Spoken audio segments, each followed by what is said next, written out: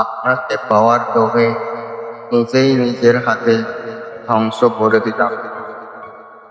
কিছু মানুষকে এতটাই নিজের করে পেতে ইচ্ছে হয় যে একসময় নিজের হাসি ও শান্তি সবকিছুই তাদের নামে লিখে দেয়। অথচ হাসি খুশি যাতে পাওয়ার জন্য নিজেকে হারিয়ে ফেললাম, সে কখনোই আমার ছিল না। আপনাকে পাওয়ার লোভে আমি নিজেকে ভেঙে চুরমার করে দিলাম, নিজের স্বপ্নগুলোকে মেরে ফেললাম। অথচ আপনি বুঝলেন না আমার ভেতরে নীরব ধ্বংসের গল্পটা।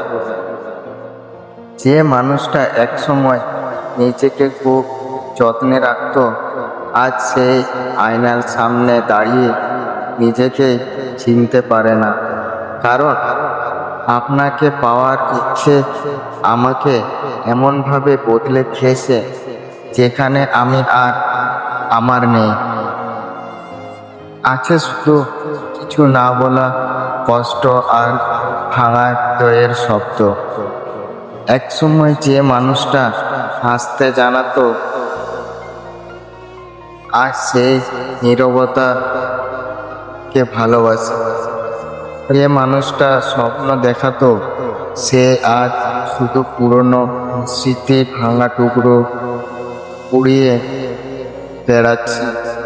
অথচ দোষটা কাউকেই দিতে পারি না, কারণ এই ধ্বংসের গল্পটা আমি নিজেই লিখেছি।